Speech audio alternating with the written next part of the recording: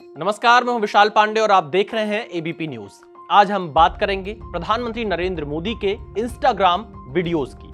PM Modi कैसे Instagram video के माध्यम से लगातार जेनजी के साथ सीधा संवाद कर रहे हैं। एक हफ्ते में पीएम मोदी के 5 वीडियो संदेश आ चुके हैं और जेनजी से पीएम मोदी सीधा संवाद कर रहे हैं और गाली देने वाले बच्चों को पीएम ने माफ भी कर दिया है। तो आपने देखा कि जेनजी पेपर लीक के मुद्दे पर लगातार सड़कों पर थे। छात्र आंदोलन दिल्ली से बढ़कर पूरे देश भर में फैल रहा था और 20 जुलाई को संसद मार्च के दौरान दिल्ली में जो कुछ हुआ उसके बाद छात्र आंदोलन और तेजी पकड़ने लगा था।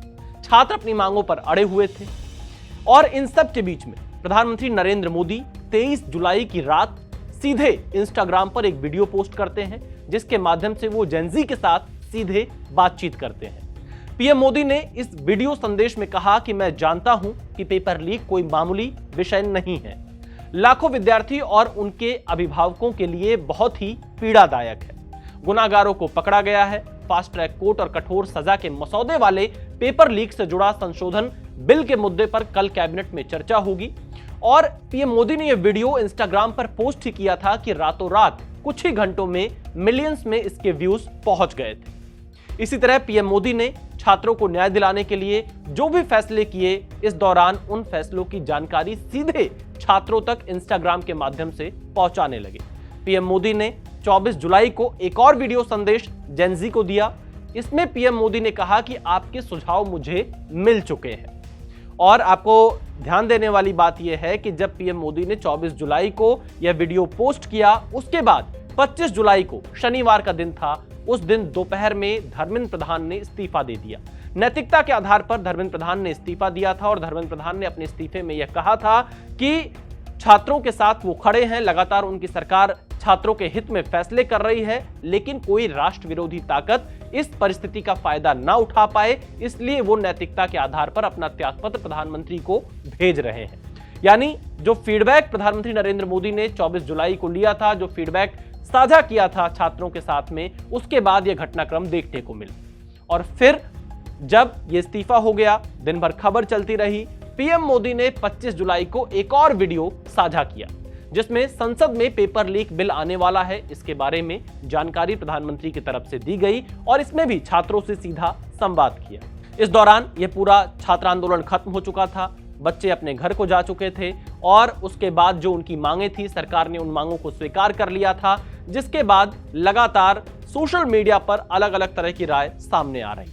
और इसके बाद 30 जुलाई को प्रधानमंत्री नरेंद्र मोदी ने जेनजी को जानकारी दी कि संसद के दोनों सदनों से पेपर लीक के विरुद्ध बिल पास हो चुका है, यानी लोकसभा और राज्यसभा से यह बिल पास हो चुका है। लेकिन सबसे महत्वपूर्ण वीडियो प्रधानमंत्री नरेंद्र मोदी का 31 जुलाई की रात आता है और इस वीडियो ने प्रधानमंत्री नरेंद्र मोदी ने बहुत सारी बातें बोली हैं, छात्रों से सीधा संवाद किया है और सोशल मीडिया पर इस वीडियो ने लोगों का दिल भी जीता है। पीएम मोदी का सबसे महत्वपूर्ण वीडियो संदेश इसे इसलिए कहा जा रहा है क्योंकि पीएम मोदी ने इसी वीडियो संदेश के माध्यम से गाली देने वाले बच्चों को माफ किया। अपने वीडियो संदेश में बच्चों से बहुत सारी अपील प्रधानमंत्री नरेंद्र मोदी ने 31 जुलाई की रात की और पीएम मोदी ने कहा इस बातचीत के दौरान कि आज तो मन करता है कि बस आपसे ही बातें करूं। जंतर मंतर पर जो कुछ भी हुआ देश दुनिया ने देखा है। कुछ शरारती बच्चों ने भद्दी भद्दी गालियां बोली, किसी भी सभ्य समाज को शोभा ना दे ऐसे शब्दों का प्रयोग किया गया। मुझे तो गालियां दी गई, मेरी स्वर्गीय माता को भी गालियां दी गई, ना जाने कितना भद्दा स्वरूप था। लेकिन मैं आज बात करना चाहता हूं कि बचपन में गलतियां होती हैं, बचपन में गलतियों से सुधरने का अवसर भी होता है। यही तो बचपना है और इसीलिए मैं समाज के अंदर जो आक्रोश है उसको भली भांति समझ सकता हूं। एक कल्चरल शॉक है कि हमारी बेटियां इस प्रकार की भाषा कैसे बोल सकती हैं। समय है इन बच्चों को गले लगा करके राह दिखाने का। ये गुमराह बच्चे हैं, उनको राह दिखाना हमारा काम है। उनको सजा देना, अदालतों के चक्कर कटवाना, समाज में उनको प्रताड़ित करना, इससे हम परिस्थितियां नहीं बदल पाएंगे। मैं उन्हें माफ करना चाहता हूं। प्रधानमंत्री नरेंद्र मोदी ने यह बात इंस्टाग्राम पर अपने वीडियो में बोला। प्रधानमंत्री मोदी आगे कहते हैं, समाज भी मेरी इस बात को स्वीकार करे क्योंकि मेरे मन में एक ही भाव है कि कभी कभी दांतों तले हमारी जीभ आ जाती है, खून निकल आता है, लेकिन हम दांत तोड़ते नहीं हैं, क्योंकि दांत भी हमारे हैं, जीभ भी हमारी है। इसके माध्यम से पीएम मोदी ने यह समझाने का प्रयास किया कि ये युवा हमारे हैं, ये बच्चे हमारे हैं, इनसे अगर कोई गलतियां हुई हैं तो उनको माफ करके आगे बढ़ना है, उन्हें राह दिखाना हमारा काम है। पीएम मोदी आगे कहते हैं कि गुमराह को राह दिखाना कठिन होता है, लेकिन कठिन हमको करना है। इसलिए मैं इन बच्चों को कहता हूं कि बच्चों, आओ देश के साथ मिलकर आगे बढ़ें, कुछ नया सीखें, गलतियों से भी सीखें, अपने सपनों को लेकर चल पड़ें। देश बहुत आगे बढ़ रहा है, आगे बढ़ने वाला है, और आपको भी आगे बढ़ना निश्चित है। यही मेरा सपना है, मैं आपके लिए जीता हूं और आपके उज्जवल भविष्य की कामना करता हूं।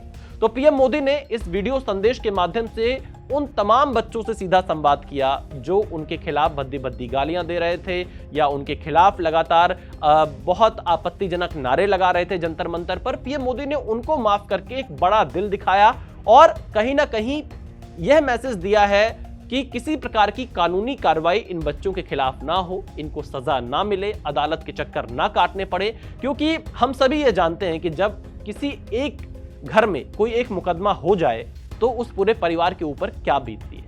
अदालत के चक्कर किस तरह से काटने पड़ते हैं, तमाम डेट पर किस तरह से पहुंचना होता है। उससे न सिर्फ उसके करियर पर असर पड़ता है बल्कि उसकी सीवी पर असर पड़ता है। आने वाले दिनों में उसे कहीं नौकरी लेनी होती है, कोई कैरेक्टर सर्टिफिकेट लेना होता है, कोई पुलिस का सर्टिफिकेट लेना होता है। तमाम तरह की चुनौतियां, अगर आपके ऊपर कोई एक भी मुकदमा हो जाता है तो वो सामने आपको एक चुनौती के तौर पर झेलना पड़ता है। तो पीएम मोदी ने बच्चों को माफ करते हुए सीधा संदेश तो यही दिया है कि इन्हें कोई सजा ना मिले, अदालती चक्कर ना काटना पड़े और इन्हें इन गलतियों से सीखने का और आगे बढ़ने का मौका मिल पाए। यहां पर आपको एक चीज और बताना चाहेंगे, क्योंकि प्रधानमंत्री नरेंद्र मोदी जब गुजरात के मुख्यमंत्री बने, उसके बाद 2014 में जब देश के प्रधानमंत्री बने, उसके बाद से सोशल मीडिया का प्रयोग सबसे ज्यादा, अगर भारत की राजनीति में किसी को श्रेय जाएगा सोशल मीडिया के प्रयोग का, तो वो प्रधानमंत्री नरेंद्र मोदी को जाएगा। और सोशल मीडिया ही एक तरह से उनके बातचीत का एक सबसे बड़ा हथियार बना था। लेकिन जिस तरह से इस बार इंस्टाग्राम सामने आया इस छात्र आंदोलन के बीच में, तो पीएम मोदी ने सोशल मीडिया में भी इंस्टाग्राम को प्राथमिकता दी। खुद आए और इंस्टाग्राम पर आने के बाद वो छात्रों से, जेनजी से संवाद करने लगे और लगातार एक हफ्ते के अंदर 5 वीडियो संदेश देकर उन्होंने यह दिखाया कि वो सीधा संवाद स्थापित करना चाहते हैं, ताकि जेनजी तक, युवाओं तक, छात्रों तक उनकी बात, उनके घर परिवार तक प्रधानमंत्री नरेंद्र मोदी की बात सीधे पहुंच सके। तो पीएम मोदी ने सीधा संवाद किया और जो चुनौतियां आई उनको स्वीकार किया और बातचीत करके, क्योंकि हमने देखा कि जो प्रधानमंत्री नरेंद्र मोदी के इन तमाम 5 वीडियो में बयान थे, उसमें उन्होंने यह भी कहा था कि हमने पहले ही वीडियो में कहा था कि नीट परीक्षा दोबारा कराई, बड़े पैमाने पर उसमें बच्चे पास हुए हैं। हमारी पहली प्राथमिकता थी कि हम परीक्षा सकुशल संपन्न कराएं ताकि जो बच्चे इससे प्रभावित हुए हैं वो इससे प्रभावित ना हो। उसके बाद गुनहगारों को सजा दिलाई, जो गुनहगार थे पेपर लीक के वो जेल में थे।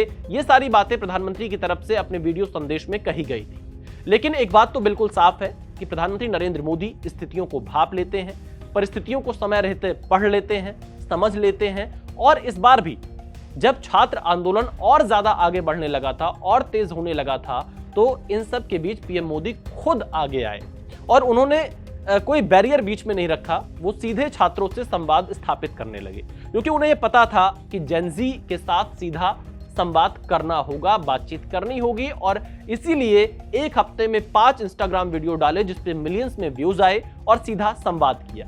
कहीं ना कहीं छात्र आंदोलन खत्म हुआ है। अब आगे जो स्थितियां होंगी वो देखने वाली होंगी, लेकिन पेपर लीक के विरुद्ध एक कड़ा कानून संसद के दोनों सदनों से पास हो चुका है। सदन में हमने देखा था किस तरह से गर्मा गर्म बहस हुई थी इस मुद्दे पर, और यह दोनों सदनों से बिल पास होने के बाद अब यह बिल लागू भी हो चुका है। तो ऐसी स्थिति में जो एक्शन लेने थे प्रधानमंत्री नरेंद्र मोदी को, उनकी तरफ से लिए जा चुके हैं। धर्मेंद्र प्रधान ने अपना इस्तीफा भी दे दिया था। तमाम जो मांगे थी वो छात्रों की मान ली गई है। लेकिन सबसे बड़ी बात थी जो कानूनी एक्शन अगर बच्चों पर जो होने वाला था उस पर पीएम मोदी ने बड़ा दिल दिखाया और उन्हें माफ किया है। तो कुल मिलाकर ये कहा जा सकता है कि इस जेनजी और छात्र आंदोलन के बाद सरकार ने, प्रधानमंत्री मोदी ने सीधा संवाद कर इस पूरे मामले को एक तरह से सही तरीके से डील करने का प्रयास किया।